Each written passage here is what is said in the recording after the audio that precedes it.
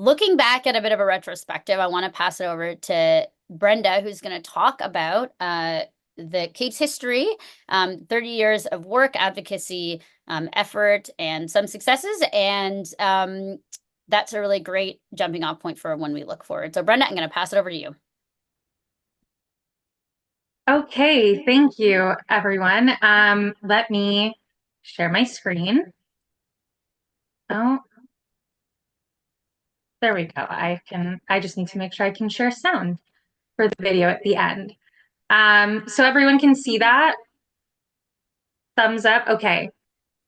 Um, I'd just like to very frankly start with an acknowledgement of the more serious tone. Um, some of you might have seen versions of this presentation before talking about Cape history. It keeps building and growing, but I usually take it pretty light. But I want to start with an acknowledgement that yeah, we're in a very difficult position as an environmental organization. The world is struggling, but there have been 30 years worth of people and effort who I've had the privilege of learning about over the last year of being here.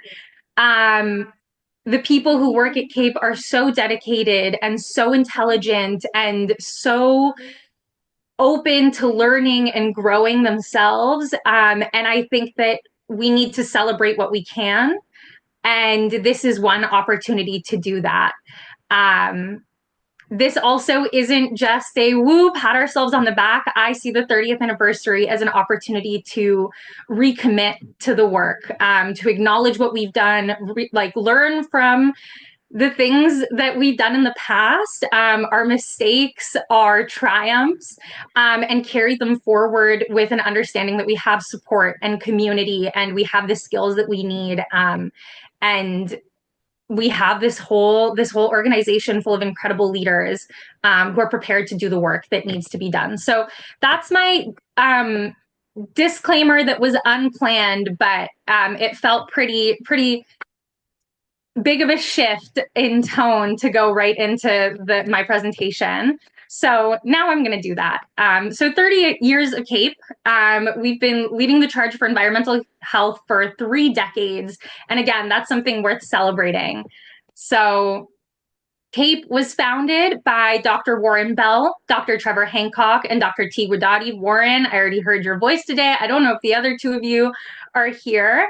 But the story, as I understand it, which every time I tell it, I do get an email correcting me on some details. So forgive me if I get something wrong again. But as Sabrina said, they met up in a coffee shop at one point, talked about this organization. Each of them had thought about how to advocate for environmental health, how to move this forward. And this conversation was the start of the organization. So why did they see a need for CAPE in the first place? So first of all, in the 90s, there were some surveys that were coming up showing that the public trusts physicians to talk about all sorts of things, not just their personal health. But going into number two, a lot of physicians who were kind of rallying around this idea of CAPE felt that there was a real knowledge and skills gap, that physicians learn about the human body. They don't necessarily learn about environmental science always. Some, select incredible few of you do, but that's not always the case. And so there was a need to create learning opportunities and to imbue physicians with the skills to communicate and to advocate. And so coming into 3, there was a need for a dedicated forum for physicians to do that, not just for them to go into any old organization with the privilege and power of this public trust. There needed to be a place that recognized that and knew how to mobilize that in a more focused way. And fourth, something that maybe we don't talk about as much, I don't know, but anymore. But at the time, there was no Canadian physician organization talking about the environment. But there were several around the world that had cropped up. And so I think there was a little bit of like, well, we can't be left out. Like, so many people are doing it. We need to be part of this wave. And so those were kind of the 4 needs that I've found dug out that kind of motivated the creation of CAPE. So CAPE's original objectives, very closely linked to those first needs, were to educate physicians, again, to prepare spokespersons to talk about environmental health issues, to serve as a think tank, to come up with ideas, work together, collaborate, to provide a multidisciplinary forum. So CAPE wasn't just physicians from the beginning. It included environmental scientists, engineers, advocates, all sorts of academics, all sorts of professionals. And the idea was that it wouldn't just be physicians talking to them or them talking to physicians. It would be, again, a space for collaboration to fill the gaps that each person, each kind of group had. And finally, to advocate for certain positions and courses of action. So essentially advocacy, but I wanted to use their very formal wording that they had in those old papers. So a few major milestones. Another disclaimer, you very much might disagree with me on what the most major milestones are. That's okay. I highly encourage you to send me a very detailed email with sources about your favorite CAPE milestones. And that way I can use them in my work. So if you disagree, write me a report. I happily accept it and it will be integrated. So that's my disclaimer. Don't get mad at me. Help me do my job, potentially. So startup. As I said, 1993, the idea for CAPE emerges from our three founders. In 1994, on that note of lacking the international representation, CAPE is recognized as the Canadian member associate organization of the International Society of Doctors for the Environment, which was largely composed from what I remember of groups from European countries. In 1994, CAPE received its letters patent and was officially incorporated as a not-for-profit. So that's the whole reason for having this anniversary in 2024. Then in 95, the first meeting was held at the University of Alberta Faculty Club. And I included in our kind of startup period all the way up to 2004 when CAPE hired Gideon Foreman as our first executive director, or first paid executive director, which we were debating about upstairs during lunch, whether that's actually the case, but let's pretend that I'm 100% sure about that for the purposes of this presentation. And I include that just because from everything that I've read, CAPE was really pushing and full of so many dedicated volunteers. But when Gideon arrived, a lot of things started to fall into place and CAPE became a more established, serious organization. And so I think that's kind of where we end the startup phase, in my opinion. Again, if you disagree, send me some notes with citations. I'm hearing some laughs. Good to know I'm funny. That helps my morale a little bit. So here's major milestones again. So I want to start with CAPE campaigning against pesticides. We often refer, or we being some staff members, refer to the pesticides work and toxics, I guess, more generally as CAPE's like legacy piece. It's kind of this foundational thing. They're the first set of campaigns that CAPE worked on, and they were CAPE's campaigning primary focus for many, many years. So in 2002, CAPE launched a municipal pesticides project where they did things where they supported community groups with research, providing doctors to speak to, city councils and politicians and to the public. They met with decision makers. They did letter writing campaigns, public education, just like all of the above. And it was really successful. And this is kind of what we credit to CAPE becoming a figure in like the public's awareness. A lot of people heard about CAPE because of our pesticides campaigns. And this is from what, again, in my opinion, put us on the map. So here we have an ad from a campaign in London. We have our very own Gideon Foreman with our current Toronto Mayor Olivia Chow delivering, I think it said in the description of this photo, 10,000 petitions back when it wasn't just a couple of buttons to press on a computer or my phone. And a fun video that was advertised for several years that CAPE put out to be shown to communities and decision makers, etc. So that's just a little bit of the work that the organization did on this issue. And the impact was huge. Again, I know that I'm missing things here, but CAPE played a role in so many pesticide limitations or bans that were placed all over Canada. So in 99, there were, I can't tell you exactly which is which between bans and limitations off the top of my head. But again, if you email me, I can send you out of my notes. But there's Stratford, Ontario, Halifax, the entire province of British Columbia, Peterborough, Ontario, London, New Brunswick, all of Ontario, Newfoundland, Labrador, Manitoba, and Montreal, all placed at the very least restrictions on usually excessive or cosmetic pesticide use. In some places, complete bans.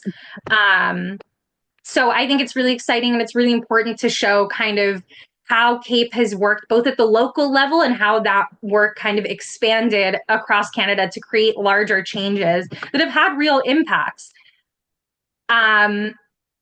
And then another milestone to me is taking up clean energy. So in 2010, you can see that little newsletter to the left is when CAPE announced that we were going to be expanding our campaigns formally to include clean energy and climate issues. So of course, CAPE community members have been working on climate and all sorts of issues outside of pesticides forevermore. Like people have been working on issues for so long individually, but this is when CAPE nationally as an organization took up the climate and clean energy campaigns.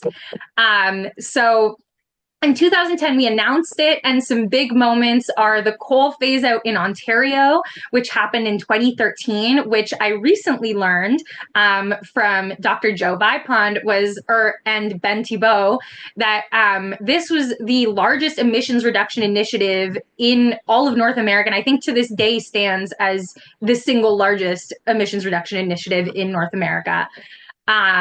In 2022, we also launched our Fossil Fuel Ads Make Us Sick campaign, which you heard about this morning, and I think we'll hear about a little bit more later, if I'm not wrong about the schedule.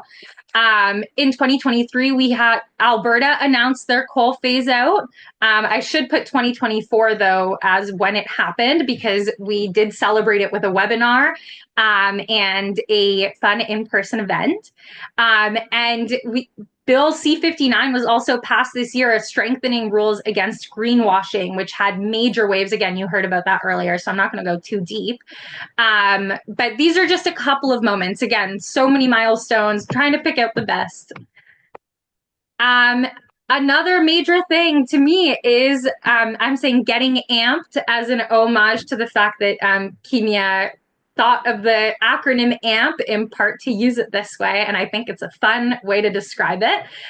So in June of 2022, AMP launches the Advocacy and Mobilization Program in response to requests from the CAPE community to receive education and tools to be able to advocate for the environment further, looking because they wanted to address kind of the root causes of the health issues that they were seeing in their practices, on the news, all around them. So as of today, AMP has nearly 100 graduates with more than 30-ish more people to come because they're currently enrolled in cohort 3, which is going for a couple more months still. And I've heard only the most amazing things. I know several of you who are here today are AMP current participants or alumni. And it's been a real way to bring people into the organization and empower them to become leaders themselves and work on the issues that matter the most to them. And then I just want to finish with a little report, I guess, on what it's been like celebrating CAPE's 30th anniversary so far. So we've had several events and lots of things and more to come still. But here is what we've done so far. So, oh, well, I wanted to talk about today CAPE has, which you saw again at the beginning, but I like this frame. We have 18 full-time staff, a couple of part-time too. We've got 10 regional committees, over 30,000 supporters. And so that's what we're celebrating this year, is the massive support and the huge growth that we've had over the last couple of years. We're really gaining momentum. And again, that's why it's important to celebrate. So a few events, we started off, we're going left to right here, started off with a very fun event in Ottawa when we had our staff retreat. We took the opportunity that we were all in person to have kind of like a meet and mingle. We had a bunch of CAPE supporters come out and several decision makers, which was cool. Also like little informal opportunities to get the message in. In June, we had a webinar that Warren was kind of the host and MC of, with several people who are here today as well. 10 whole speakers plus Warren, where we talked about CAPE history, and he did some incredible interviews with each person. I highly recommend that you go check it out. It is on our website, to be coming on the 30th anniversary page, currently under the webinar tab. In, I want to say, August, there was a small local film screening of the film Plastic People, which some of you might have heard about the idea of hosting your own film screenings, which I think would be very cool. But this is the first one that we did by a CAPE supporter, again, in Nelson. She gathered some local professionals and her circle to come together, watch the film, and have a discussion and share a bunch of CAPE action items. We also had in Toronto, again, left to right.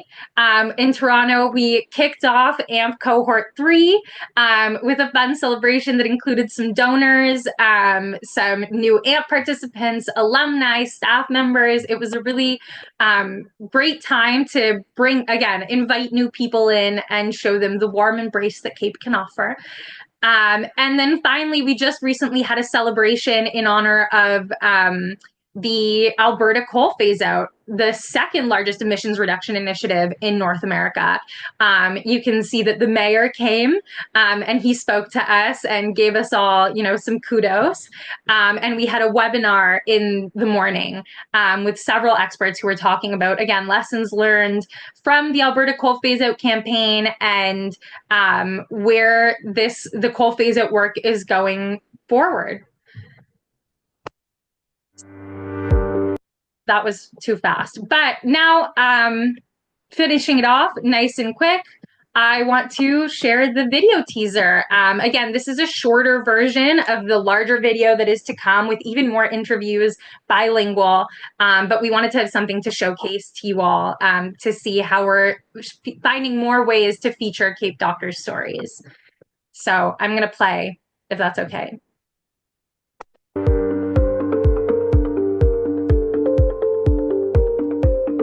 I was hearing increasingly, again, about evacuations on First Nations and being impacted by fire, being impacted by flood. One night I was in the NICU, and the air, we could just smell the smoke even inside the hospital, despite the filtration system in the hospital. The World Health Organization states that climate change is the #1 threat to human health of the 21st century. It feels like I'm putting a Band-Aid on this gaping wound and sending those people back out to live with it. Physicians hold the highest level of public trust. Our voices really matter. When we push together, we can really make a difference. There are so many ways to get involved at CAPE. The very, very first is going to the website and clicking around and just getting an understanding of what we do and seeing if it resonates with you.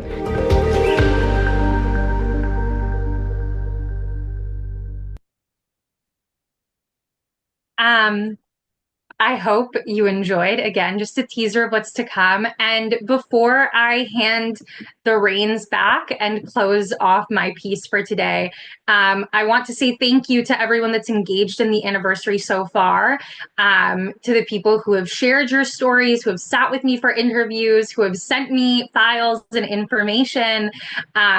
This organization, again, couldn't happens with like the incredible dedication of so many people who are finding time in their busy lives to work on the issues that matter to them, and are trying to bring more people in and continue growing this movement. So thank you for your contributions. And I hope that more of you want to host an event or share your story. If you want to talk about how CAPE has impacted you, what you want CAPE to be for the future, where you want to go, please email me and send me your stories. I'm always looking for ways to highlight the incredible people that are part of this.